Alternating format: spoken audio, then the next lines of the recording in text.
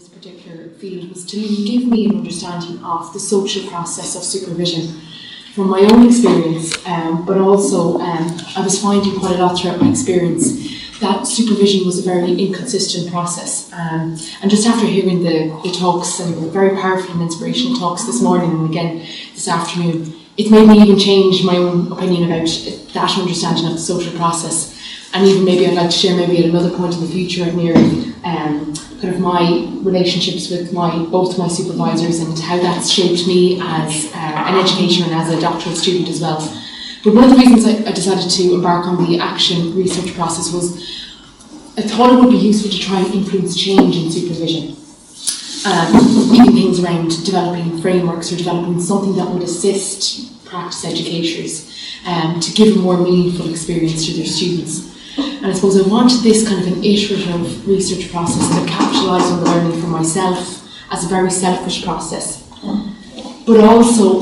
with participants as well, and trying to look at the context of their own social system as kind of part of that. But at the same time, and this is what I suppose I've struggled with the most, and I suppose I'm looking for feedback as well from people who are involved in this type of work as well, about how you can encourage a democratic process.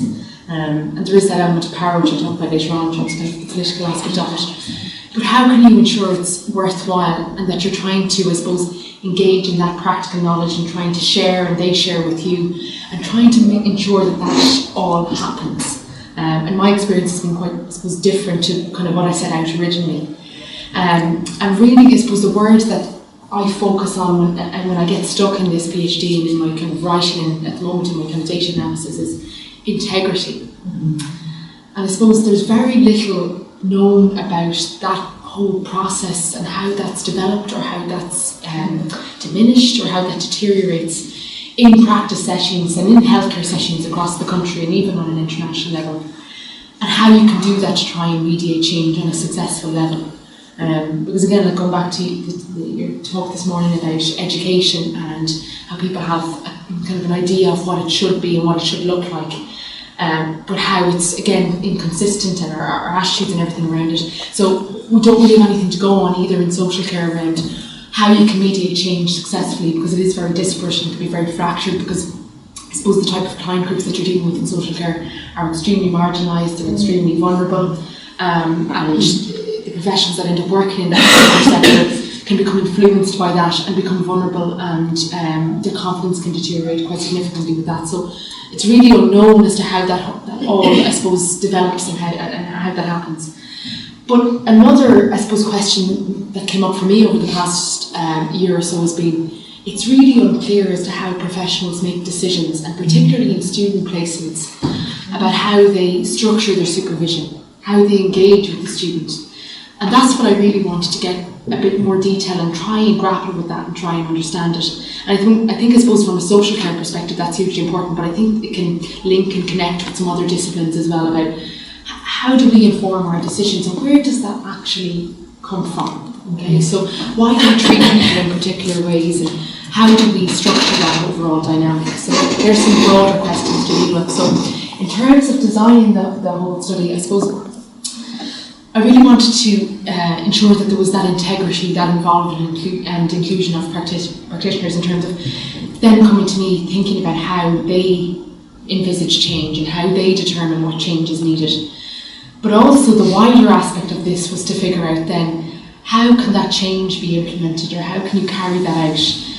and also thinking about the end game in terms of the outcome and the evaluation of that and looking at the process in detail, because I suppose from my own practice experience as well,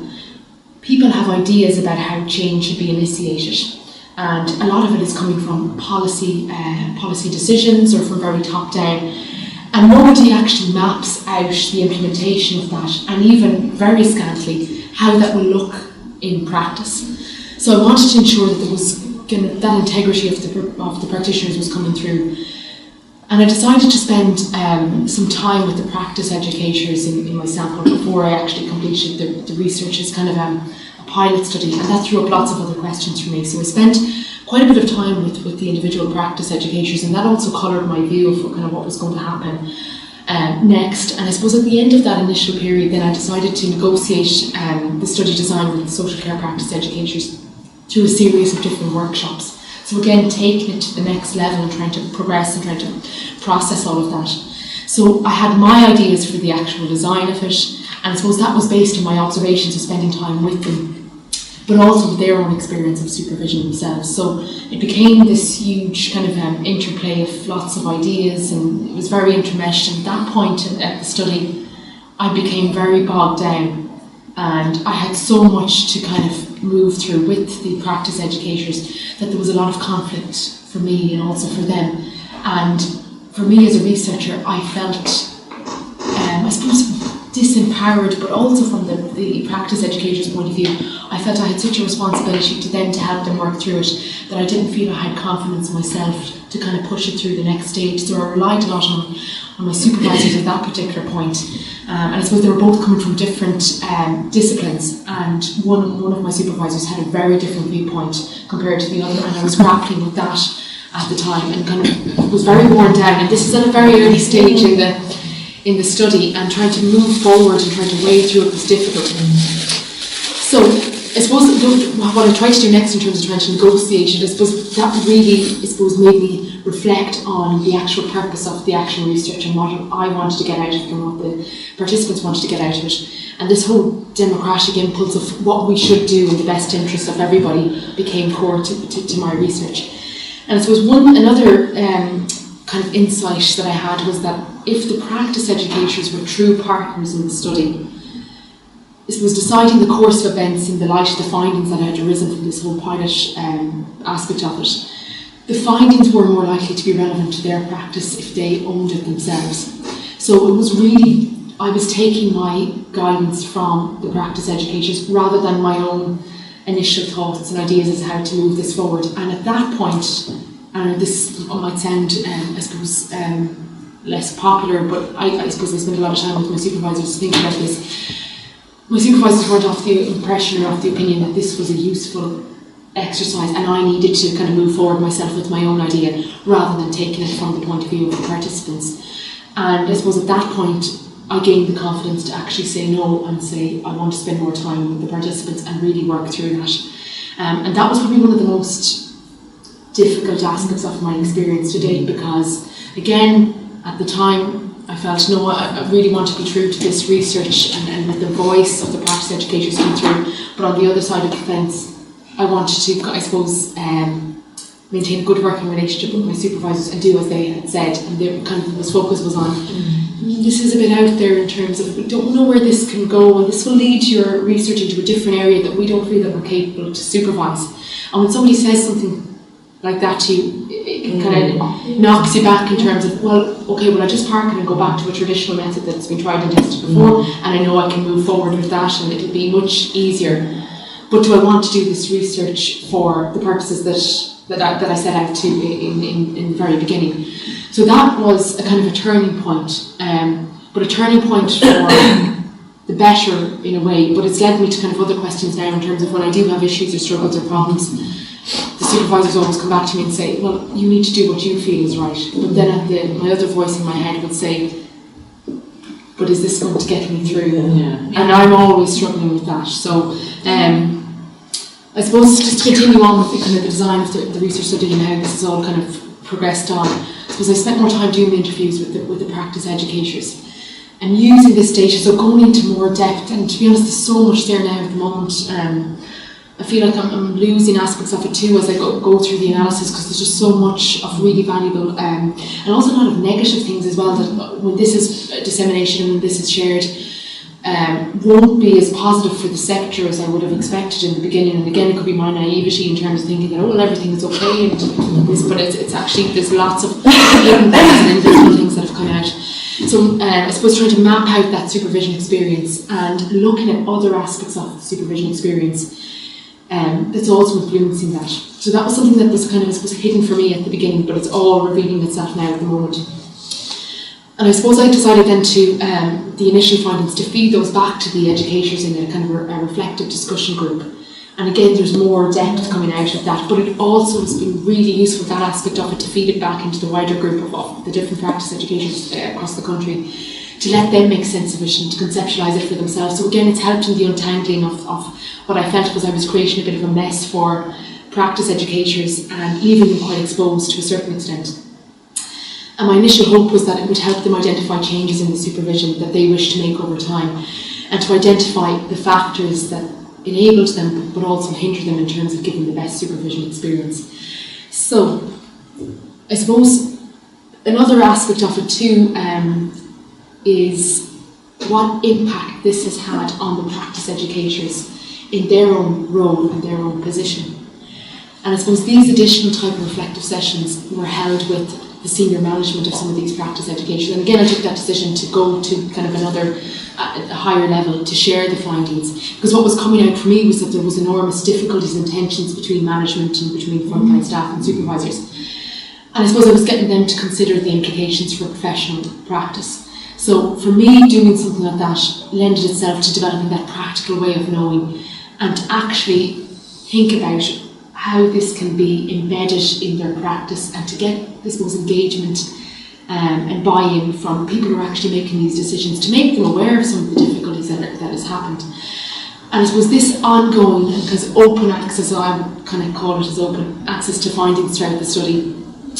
helped the practice educators themselves become more empowered and enable them to make changes, knowing that they had the buy-in from their own managers and kind of their own senior management, and that there's regular consultation with them as a kind of a natural process. So I suppose at the beginning of the study I didn't think anything like that would have arisen from that,